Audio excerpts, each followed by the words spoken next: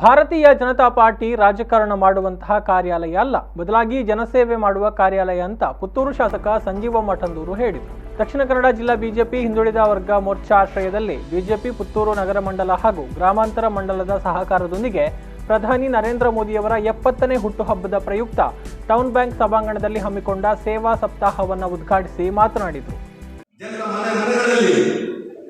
ಮೋದಿಯವರ ವಿಚಾರವನ್ನು, ಮೋದಿಯವರ ಕಾರ್ಯಕ್ರಮವನ್ನು ಪ್ರತಿಬಿಂಬಿಸುವ ಮುಖಾಂತರ, ಆ ವ್ಯಕ್ತಿಗೆ ಅದನ್ನು ಮುಟ್ಟಿಸುವ ಮುಖಾಂತರ ಇವತ್ತು ತನ್ನ ಸೇವೆಯನ್ನು ಮಾಡುವಂತಹ ಕೆಲಸವನ್ನು ಮಾಡುತ್ತಿರುವಂತಹ ಸಂದರ್ಭದಲ್ಲಿ ಇವತ್ತು ಹಿಂದುಳಿದ ವರ್ಗಗಳ ಮೋರ್ಚಾ ವಿಶೇಷವಾಗಿ ಪುತ್ತೂರಿನಲ್ಲಿ ದಕ್ಷಿಣ ಕನ್ನಡ ಜಿಲ್ಲೆಯ ನಮ್ಮ ಸಂಘಟನಾತ್ಮಕ 9 ಮಂಡಲಗಳಲ್ಲಿ ಬಹುಶಃ ಪುತ್ತೂರು ಮಂಡಲವನ್ನು ಆಯ್ಕೆ ಮಾಡಿ ಒಂದು ಜನಾಭಿಪ್ರಾಯ, ಜನಾಂದೋಲನದ ರೀತಿಯಲ್ಲಿ ಜನಸೇವೆಯನ್ನು ಮಾಡಬೇಕು ಅಂತ ಹೇಳಿ ಕಾರ್ಯಕ್ರಮವನ್ನು ಹಮ್ಮಿಕೊಂಡಿದ್ದಕ್ಕೆ ನಾನು ಈ ಕ್ಷೇತ್ರದ ಶಾಸಕನಾಗಿ ಬಹುಶಃ ನಮ್ಮ ಹಿಂದುಳಿದ ವರ್ಗದ ಮೋರ್ಚಾದ ಎಲ್ಲ ಪದಾಧಿಕಾರಿಗಳಿಗೆ ಅಭಿನಂದನೆ ಸಲ್ಲಿಸುತ್ತೇನೆ. ಕಾರ್ಯಕ್ರಮದ ಅಧ್ಯಕ್ಷತೆಯನ್ನು ವಹಿಸಿದ್ದ ದಕ್ಷಿಣ ಕನ್ನಡ ಜಿಲ್ಲಾ ಬಿಜೆಪಿ ಅಧ್ಯಕ್ಷ ಸುದರ್ಶನ ಮೂಡಬಿದ್ರಿ ಅವರು ಪಕ್ಷಕ್ಕಾಗಿ ದುಡಿದ ಹಿರಿಯ ಕಾರ್ಯಕರ್ತರನ್ನ ಸನ್ಮಾನಿಸಿ ಮಾತನಾಡಿದರು.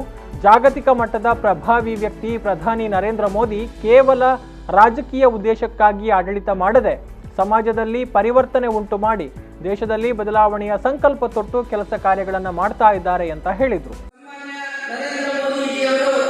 ಈ ದೇಶಕ್ಕೋಸ್ಕರ ತನ್ನನ್ನು ತಾನು ಸಮರ್ಪಿತಪಟ್ಟುಕೊಂಡಂತ ಮಾಡಿದಂತಹ ವ್ಯಕ್ತಿ, ಅವರ ಜನ್ಮದಿನವನ್ನ ಪಕ್ಷದ ವತಿಯಿಂದ ಬಹಳ ವ್ಯವಸ್ಥಿತವಾಗಿ ಆಯೋಜನೆ ಮಾಡಬೇಕು.